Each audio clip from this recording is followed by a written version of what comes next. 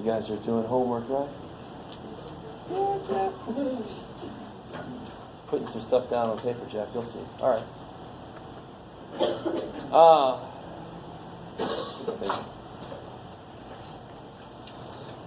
So last time we looked at 4.7, optimization problems. Oh, before I forget, let me go ahead and give you guys the practice test right now.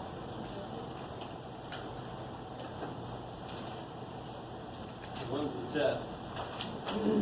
Next week. Yeah, a week from today.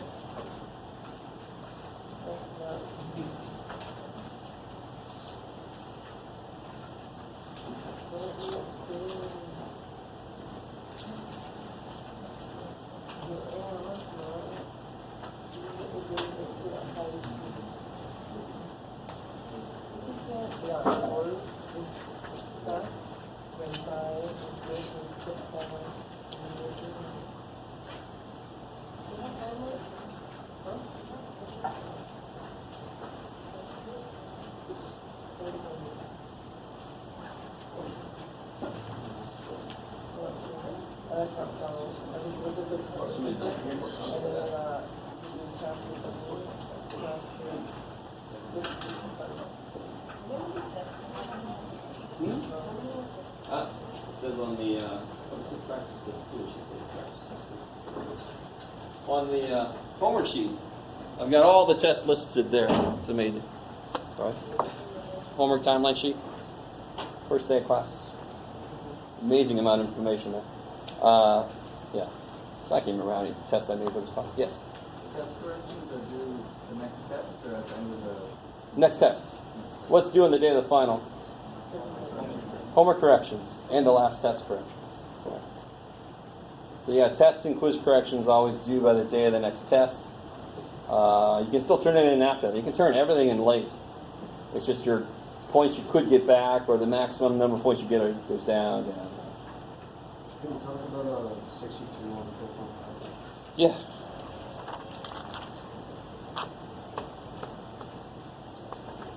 Ooh, I like it. Okay.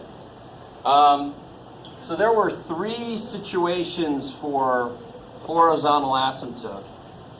Ha. So one was if the bottom power is bigger than the top, what would the horizontal asymptote be?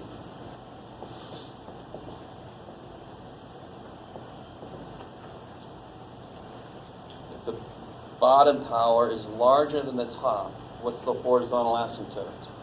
0. Free calculus stuff. So you guys are not saying it because you're like, it's too easy, John. If they're the same, here some of you guys are like, that's a big assumption to make. What's the horizontal asymptote? In this case, for example, what would the horizontal asymptote be? 1/2. Because they're kind of going lockstep. Neither one is growing faster than the other one. So it really just relates to the ratio of their coefficients.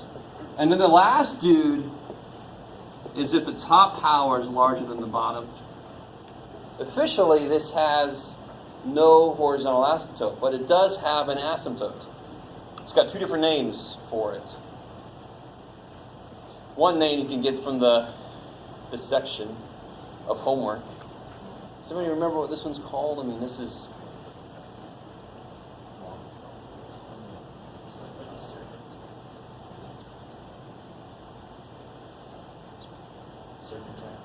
No, I like that though. That's what you do if somebody's shooting at you. You serpentine. No, this is called a slant, or what was it called? I think the other name is oblique. Isn't it the function? Isn't that the name of the function? Slant? No, serpentine is the name of a function. Yes, it's one of those where the x's and y's all mixed up. So this one. Yeah, so how the hell? So for example, what can you do with this? So if I were to give you, all right, if I gave you this fraction, can you do anything with that? No. What about this fraction? You could do something with this fraction, right? You can reduce it. Now you can't reduce this fraction, but what could you do with it? All right. So it kind of jives with these three in a way. This guy, isn't it top heavy? How officially do you make this into a mixed number? And what was really funny to me is, you got to go really far in math to realize that a lot of what you do here is the same as what you do here because variables are numbers. So of course they're going to act the same way. So if I have a top-heavy numerical fraction, how do I make it into a mixed number? Officially, what do I do? I divide, there it is. I do what this says. 8 into 11. 1, 3, 8. Okay, so what do I do here? I divide. It's top heavy. So I do 2x squared plus 1 into x cubed.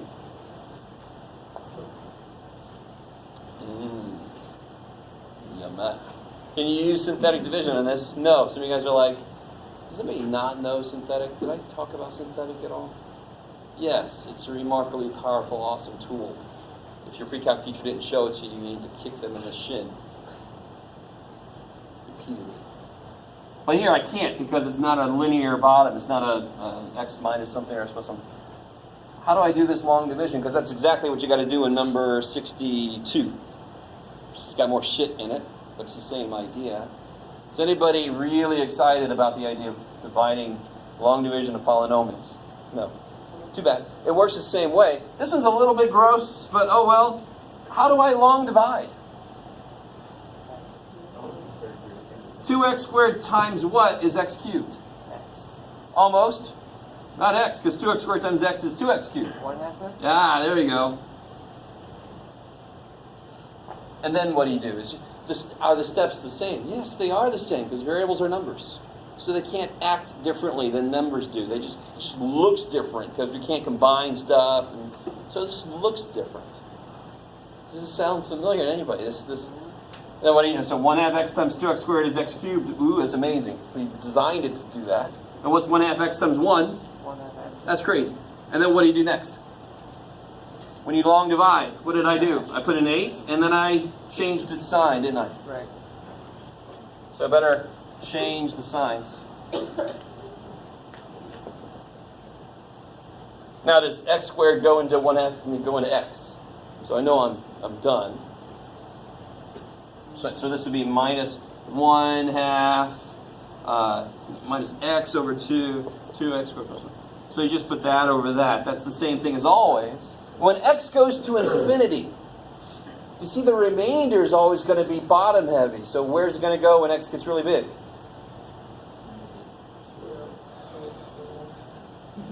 If the bottom is a bigger power than the top, where's it go when x gets really big? It goes to 0, because the bottom is growing much faster than the top.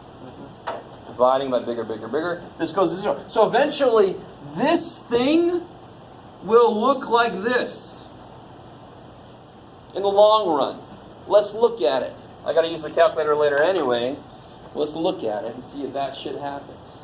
If it don't, we can throw that out. The whole idea. Just throw it out. Right now, I'm a little worried. Let's see. So if you want to play along with me, just put this function in your calculator in a y1. Hopefully the overhead will warm up.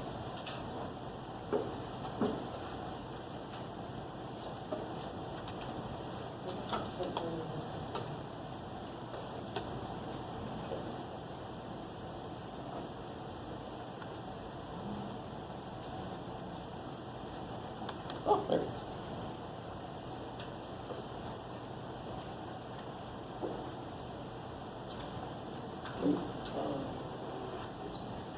How much we were gonna? Can you turn down the one that says whiteboard? I think that's all we need.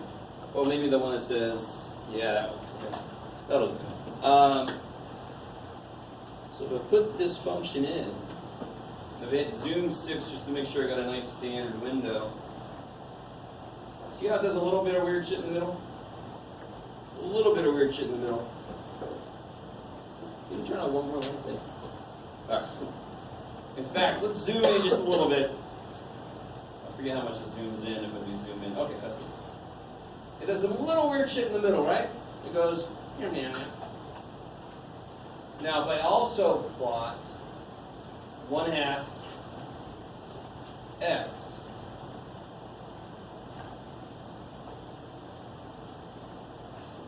you can see the idea. When x gets really big, we figured out that it must approach 1/2 x. That is an asymptote. It's different from a regular asymptote, but it's the same. It's still an asymptote. It's a slant asymptote. Where else do you see slant asymptotes? You see them in hyperbolas. You remember making a little rectangle and you draw from the center out through the corners and you have to follow those. Does that sound at all familiar to anybody? Slant asymptotes right there, buddy. Shit. So if I go back out a bit, they're really going to line up. So there's the function, and then here's its slant asymptote. It lines right up with that sucker. That's crazy.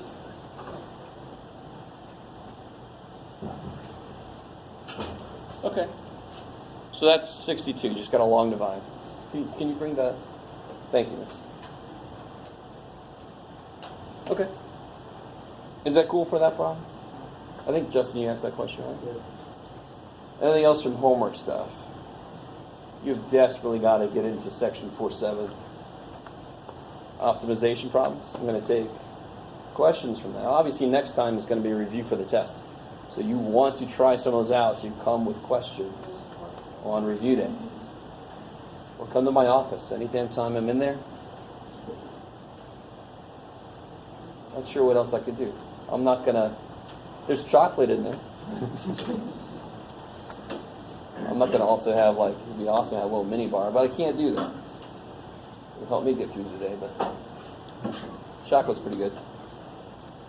Okay, all right. So, we're going to get into section, well, let's do one from 4.7. Why not? I'll ask a question of myself.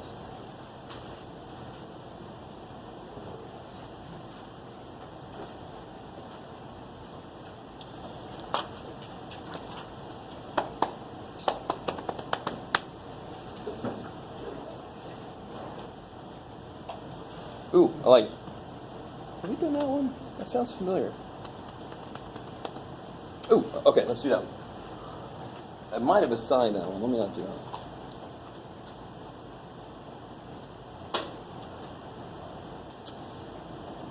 Yeah, let's try 26. That looks freaky. 26 says...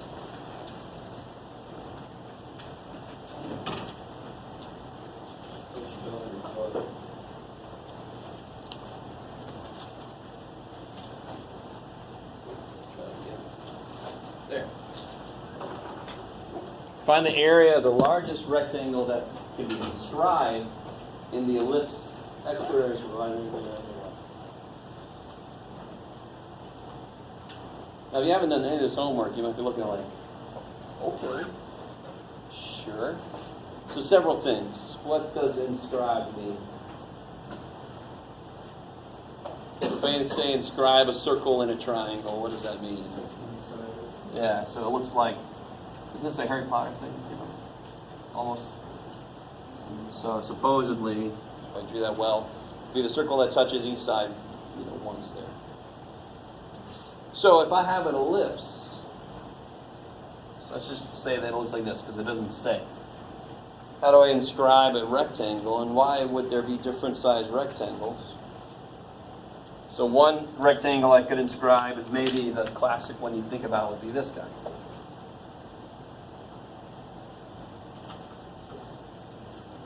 But it could also be this guy.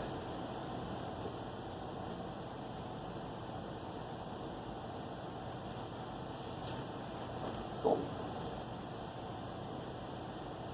Is that, you guys with me? Okay. So really, this is all about, so help me out. So this, what I've drawn here, where are A and B in this picture?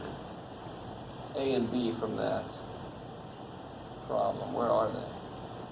What are they? What is going on?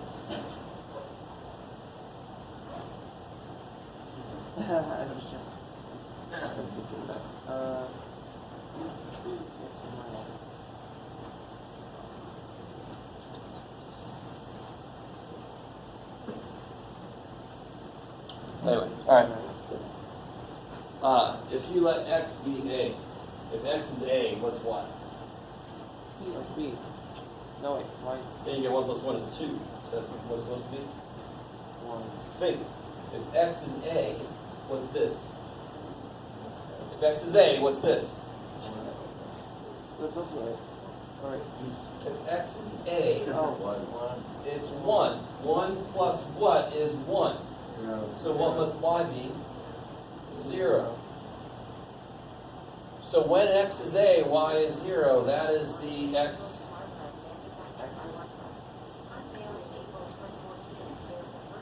Oh, did it do like a Google? Did it think I said okay Google? That's awesome. I love that shit. I'm like, what is happening? So it's right here. And what's this? it's 0. No, wait, no. Do it. All right, listen, One. guys. You guys are driving me insane. So if I make either one of these 1, the other one has to be 0. What's one way to make this guy 1? Make x a. What's another way to make this guy 1? Make x negative a, because you're squaring the damn thing. So the negative's going to go away. Okay. So this is going to be, plus it's freaking symmetric right there, centered at 0, 0. So if this is a, this has got to be negative a. What's this? Just say it, please. B. Same reasoning, right? Same exact reasoning, just looking at making the second dude 1. So that means the first dude's got to be 0. Okay, sorry. She's going to lift this a little bit better. Okay. So, how the shit? So this is asking me find the largest area rectangle. This is a very interesting problem. And I know a lot of you guys are like, who the shit's got this problem in real life?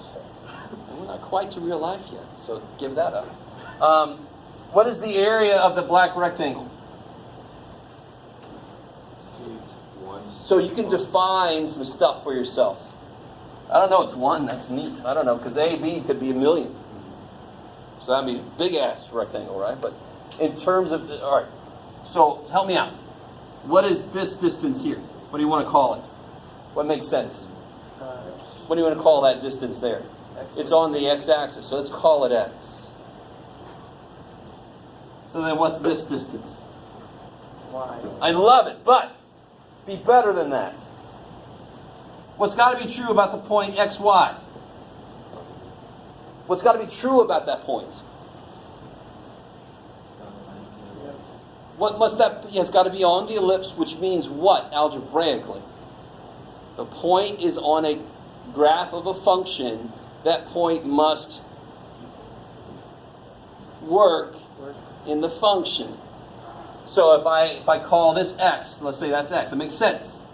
So what is this point really? Well, I know that it must lie on this curve. So can you solve that for y? Yeah. Yeah. Yeah. So what do you get when you solve it for y? Let's see. So take a minute and solve it for y. So a lot of these problems, not a lot, let me just say this here. A decent number of these problems, I'm going to say, find this that lies on this. Okay, so you're going to have points that must lie on that function, or that curve. In this case, it's not a function, it's a curve. That means that the point isn't xy, it's x comma whatever the shit y is when you solve for it. They're not two completely separate x and y. Y depends on x because it has to lie on that curve. So what do you get for y? B squared minus x squared, b squared, a squared. So let's see, you get 1 minus x squared over a squared, then you multiply by b squared, I like it. And then you take a square root. And then it's plus or minus, but specifically the one I'm looking at is up there.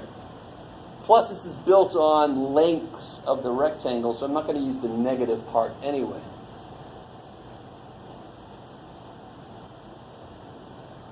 So let me just draw this rectangle by itself here. Let's see what we got so far for this rectangle. We've got this is x.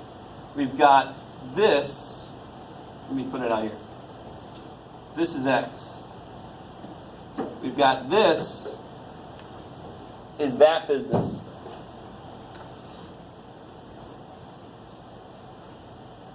So what are the dimensions of the rectangle then? I'll do the length. The length is 2x. Ooh, Jeff. What's the height or the width, whatever way you want to look at it? It's going to be 2 this. I love it. Ooh, right? But do you get this idea of the step that students miss is that this rectangle could be in several different places. So how exactly long is this? Call it something. You don't know what it is. What do you do in algebra when you don't know something? You call it flipping x. Now here, x makes sense because it's on the x-axis. It makes sense. Don't call it y. Holy shit. And then this is y, but is it totally independent? No, it's got to be on this curve. So the area of this rectangle would be like 2x times 2y. Is that cool? But that we know now that's 4x times this.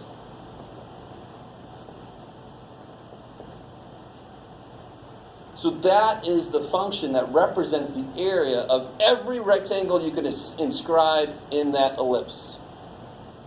Would you do that times 2? Because Oh, I already did the 2, sorry. I sucked it over here. So you're right, it would be twice this and twice this, so it's 4 times those 2 things. I like it. Cool. That's the kind of work you have to do for several of the problems in this section. Not all of them, but several of them. I feel bad because I feel like you guys didn't get the practice you needed with optimization problems in pre-calc, which is all about this kind of thing. how do you find the biggest rectangle? Oh, okay. So the largest area. Do I have an area function up here? Yes. If I want to find the largest of a function, what do I do? Take the derivative, find the critical points. See, now it's just like normal critical, normal finding the max and the min. That's all we're doing then. But it's a word problem, so I had to make my function. Once I get it, I'm golden. I can just find the critical points, do the whole thing. I like it. So let's see, you guys, if you want to, we can do this. This is going to be yummy. Now, if you wanted to, there's a few things you could do in this. Inside here, I can make this a squared b squared minus x squared b squared all over a squared. All right, you're like, ooh, that does a lot for me. Now, right now, it would be a product rule, right?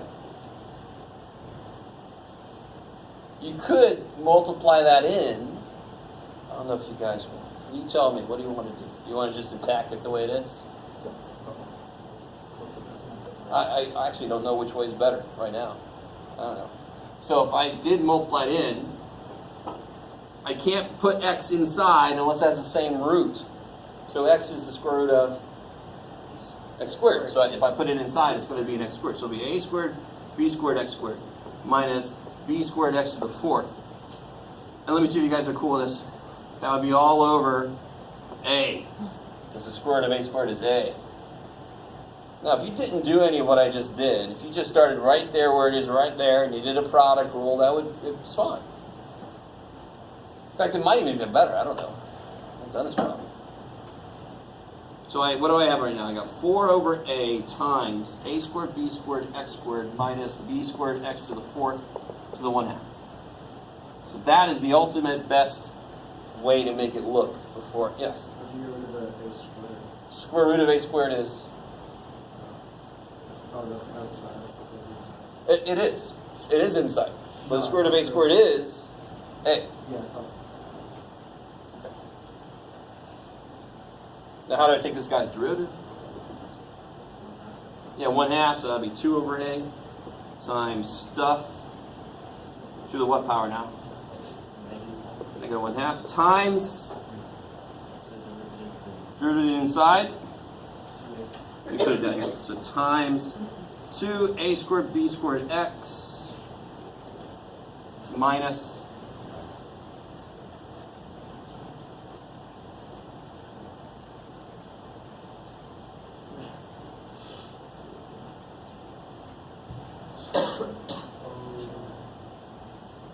so pretty cool with where that came from. Where'd that come from? What am I doing right now? What is this chunk right here?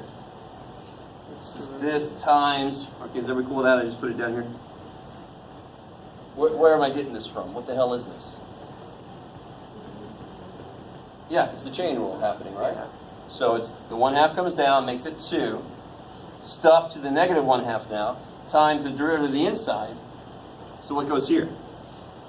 That'd be a, wait, no. Yeah, 2. Oh wait, no, bx squared, bx squared times x to the 4th. Maybe that's 1, right? So 4 comes down. 4b squared x to the 3rd.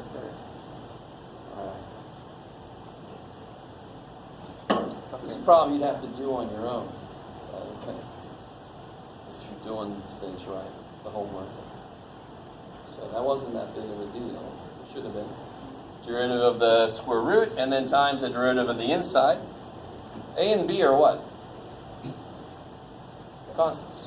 So they just come for the right. I don't know if that's getting in the way. What do I do with this now?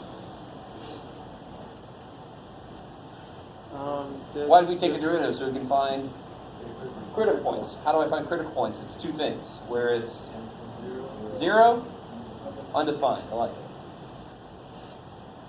So let's really see what this looks like.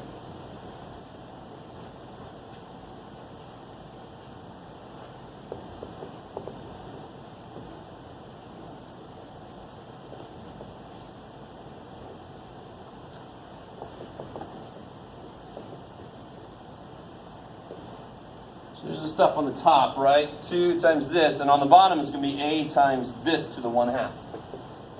Come on, Nate.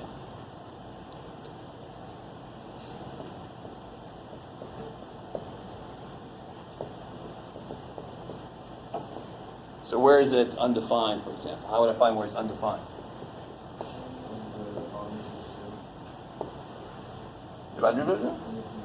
When the denominator, so when this guy is 0,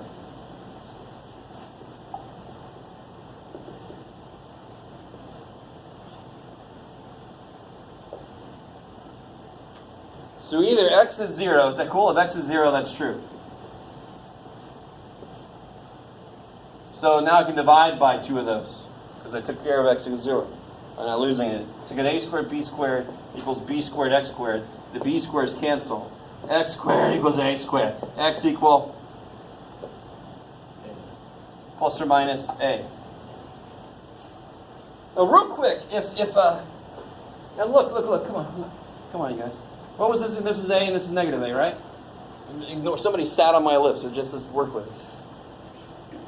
If x is a, or negative a for that matter, but what kind of rectangle is that? If x is a, so if x is here, I can go up there and there and there, and then the rectangle is there, right? If x is a, how much do I go up and down?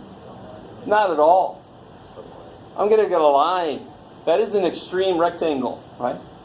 Believe it or not. That is the one extreme possibility. And the other one is to go the other way and be nothing but height and nothing but length. So the area of that situation would be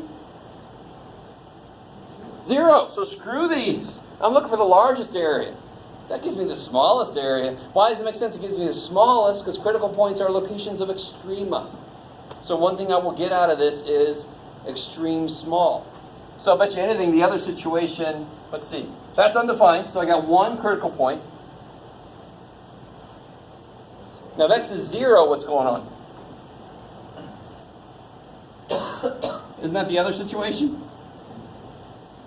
So that's also bad. So what else? When does it equal 0? What do I look at to make it equal to 0? The top 0. So that 2 doesn't matter. We're shit. And neither does that 2 either, but let's see if you guys are cool.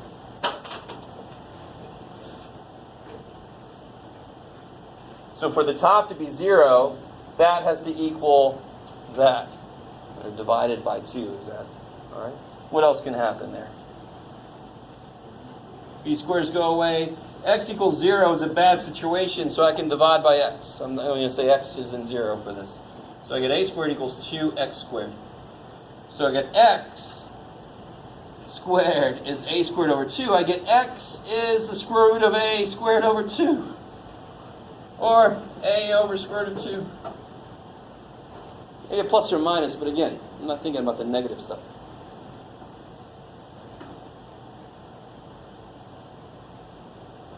So this is what I worry about. You have to be able to step out of a word problem like we did right here and say, okay, what does that mean? What would that mean? Oh, it would mean a line. I can throw those out. I don't have to even worry about those. Those are not what I want. Those make smallest area. This probably makes the largest area. So if x is a rad over rad 2, what would y have to be? How do I get what y is?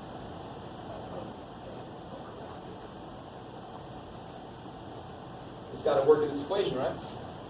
So if I know x, I can solve for y. And then what's the dimensions of the rectangle? Oh shit, what was the dimensions of the rectangle? 2x, 2y.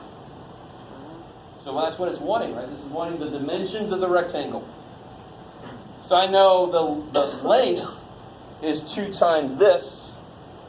Now I'm curious about the width. Plug it in and find out what it is.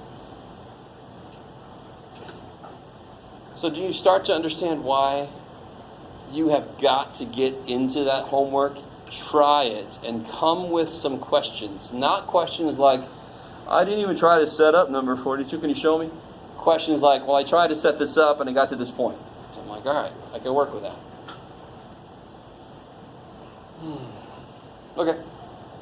Is everybody cool with that? I mean, or if I lose you somewhere, you got to stop me immediately. Some of you guys are like, damn, I should have stopped you about 5 steps ago. We created a function, then we took its derivative, and then we found critical points. The one slightly new thing, not really new, was just taking a minute and making sense out of this, because this is a physical problem. I can actually make sense out of the answers as I go. So this can't be answers. These can't be answers, so those are extreme. Those are small. Those are 0 areas. So screw those answers. I can throw them out. That's awesome.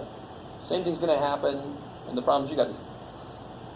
All right, that's enough of that. I got to get into new stuff.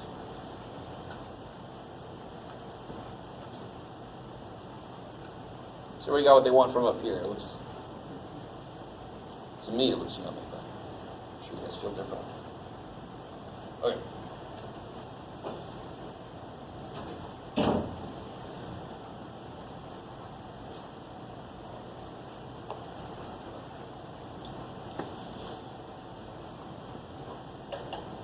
All right. So, I know I say this a lot, but what we're about to get into is something really, really cool. It's called Newton's method. Good old Newton. Sitting around under trees and shit. So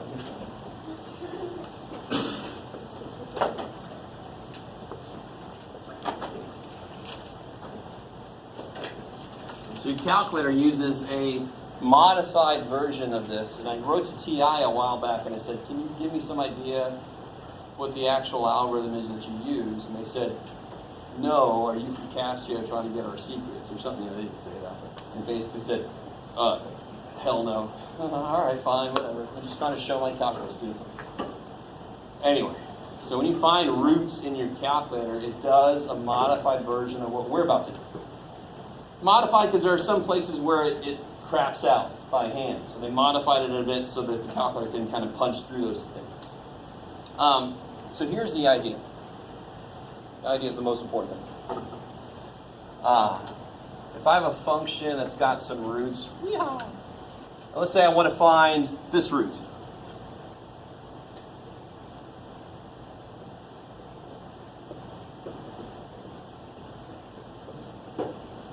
So this is always true. If I ever hear somebody say, well, my calculator can do that, I try hard not to slap them. But here, yes, the calculator can do this. We are looking at what the calculator does so it can do it. This is where you should be. You should be like, okay, I know I get it. This. What the shit's it doing? What is this thing doing? Okay. So this is unbelievably cool. So what we do, we have to have a way to get a decent guess. And normally if I draw a rough sketch, I should get a decent first guess. The smoother my function is, the further away my guess can be. This sounds very similar to the further we get away from something, the worse the approximation gets. You guys would, and if the smoother the function is, the further I can get away and still have a good approximation. Okay. Not just smoothing, and just not having craziness. So if I say, okay, my first guess is this one.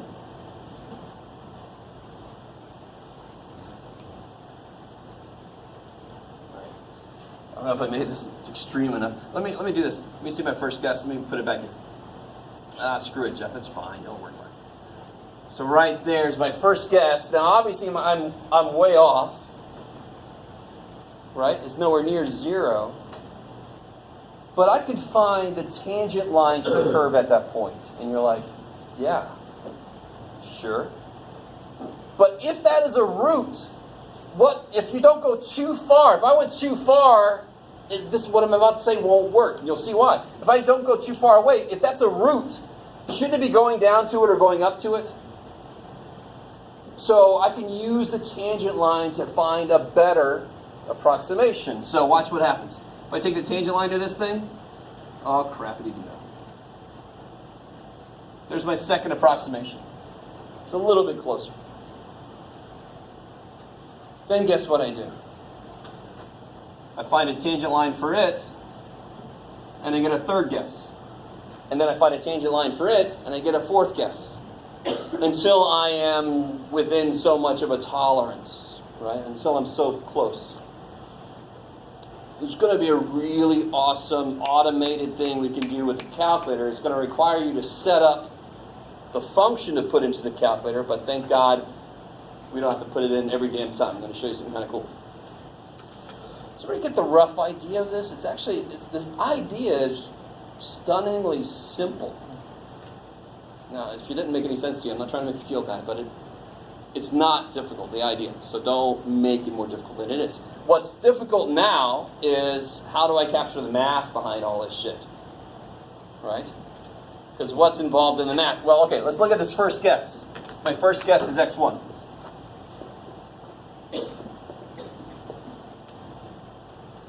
Now, in words, what do I do with that?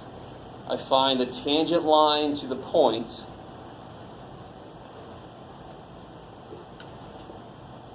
What point? Tangent to what point? x1.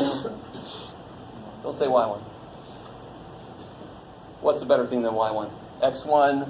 What is this? Let me give this a name. That'd probably help us out. Yeah. F of x1.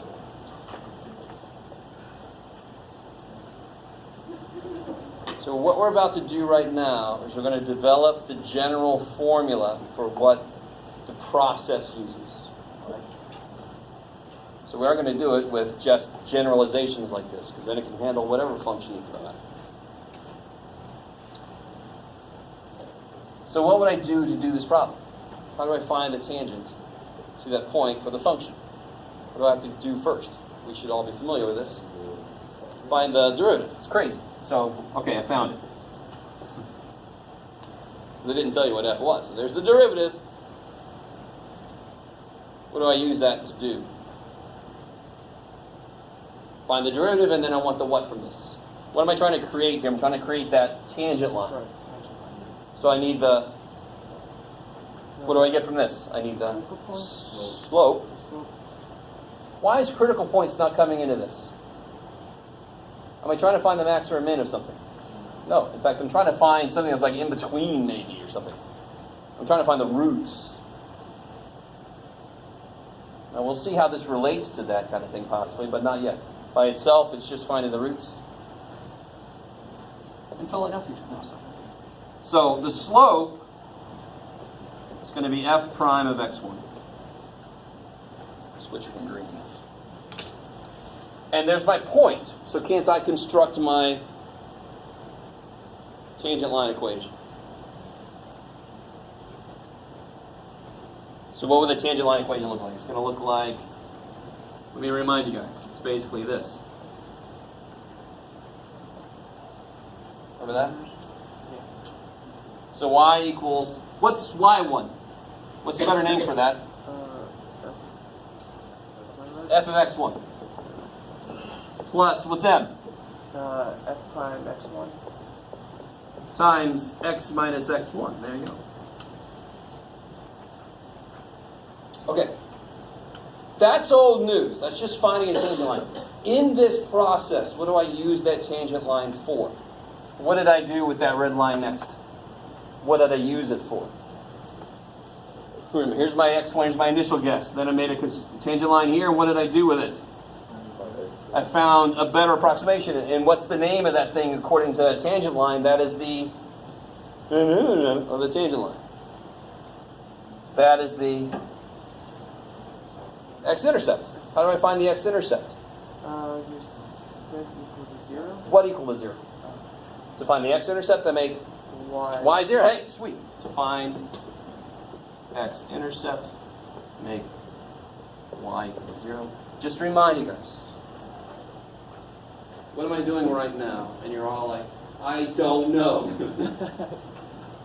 What I'm doing right now is I'm developing a formula, an algorithm really, that the process is going to use. Are you going to have to do what we're doing right now every time? No, that's the point of doing it once with an undefined function. So then whatever function somebody gives you, you just do what you get at the end. You don't have to do all this every time. Holy shit, no. We're almost there. So make y 0, solve for x. Do it. Make y 0, solve for x. Do it. Because that's this. I'm trying to find a better approximation. You can see if your first guess sucks, the approximation is not going to be better. So it's just like anything. You can't get too far away or else everything goes to shit. The slope is going to be way too different.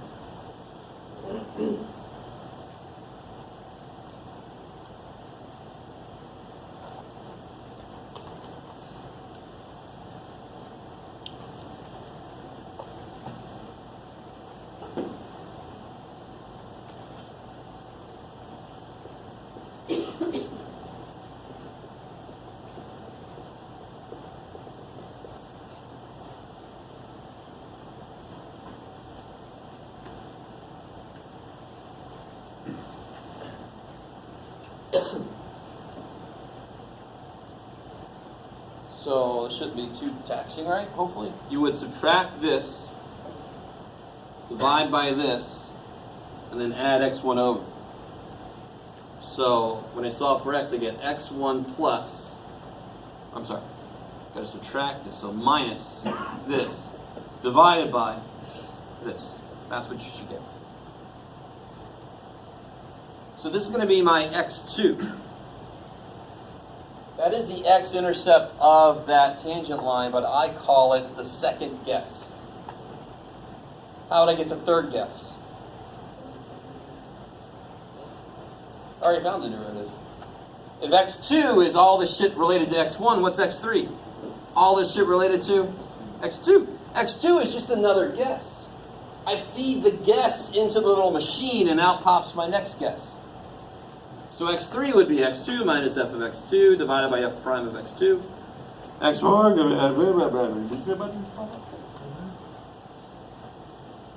all right, let's do a concrete example. Right, because everything we've done is nothing you have to be able to do yourself, which sometimes students tune out, but this is the most important part. So you really believe in what the shit this... If I just gave this to you, I could plug shit into that. I have no idea what the shit this is. Why, it's all math, weird shit. They just made this up, plug shit. No, you saw exactly where it came from. It came from this really, really, really simple idea. It translates into not so simple stuff here, but you can see where it came from the idea. All right, so let's try one. Let me take one out of the book so I can Stay nice and safe here. Blah, blah, blah. Oh, okay. So I like it. So if we have 3x to the 4th, where do you go? Minus 8x cubed plus 2. And some of these problems are going to give you an interval, which is very much appreciated. Can somebody, first thing I want you to do is tell me, explain to me, how do we know there's a root, there's an answer to this in there? Not just because the book said to do it in there. How could you tell if there was an answer to this in that interval?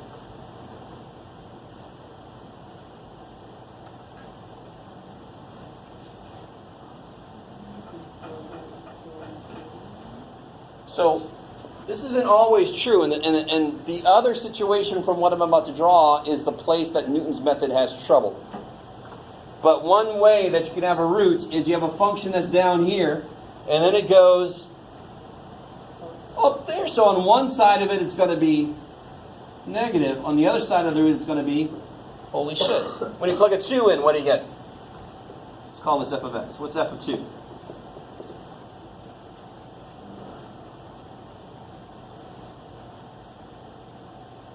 Negative 14. 48, right? 3 times 16.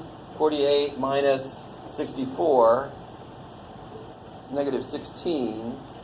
Plus 2 is negative 14. So it's negative. That's all I really need to know. What's f of 3? It's going to be, oh shit, 243 minus, I don't know, 216? 216? So what did I say here? 243 minus 216 plus 2, that's positive. There, okay. Does that by itself make sense? What situation does that miss the possibility of? Does it have to do this for there to be a root? What's a parabola look like? What's a parabola look like? Where's its root? Does it go on either side of the x-axis? But there's a root there.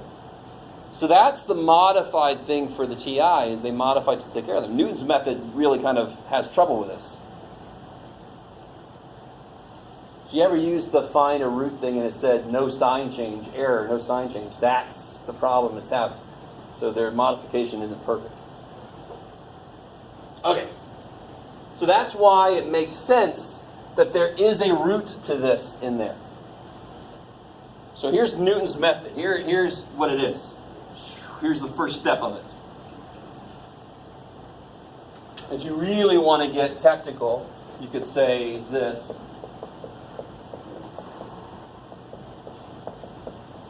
The next one is the first one minus blah, blah, blah, blah, blah. Right? Wherever you are, you plug it in to get the next best guess. So what do I have to do to start to put that together?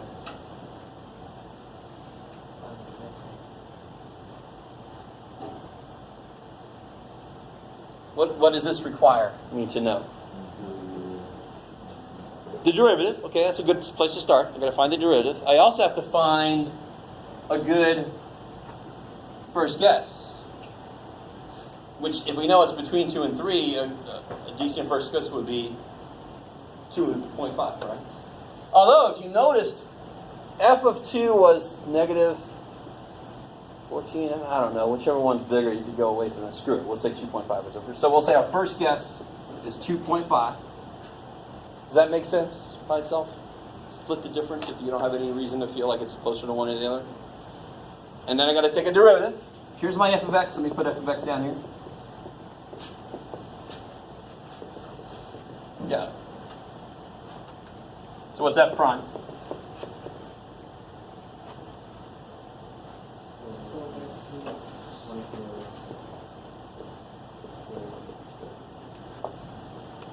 That's awesome.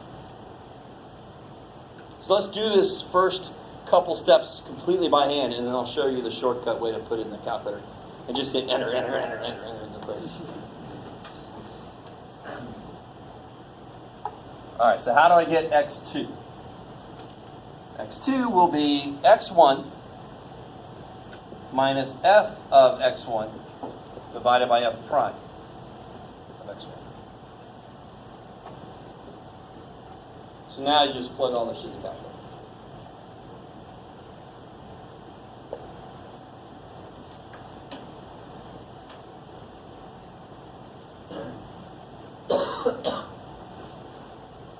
You write it out here.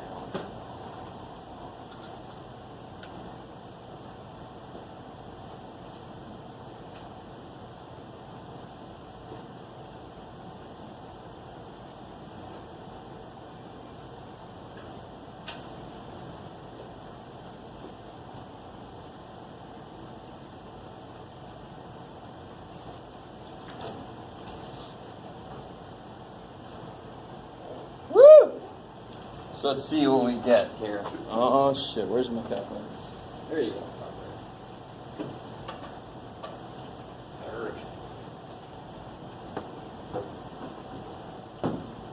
Damn.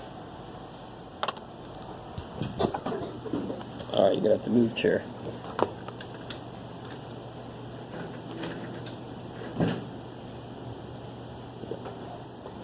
That wasn't right. Should be right.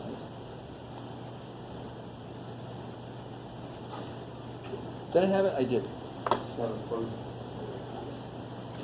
Unfinished.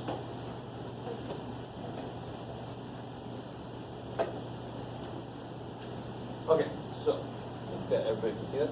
So if I do 2.5 minus 3 times 2.5 to the 4th, where'd it go? Minus 8 times 2.5 to the 3rd, right? Plus 2, divided by 12 times 2.5, well, 3 cubed, minus 24 times 2.5 squared, right?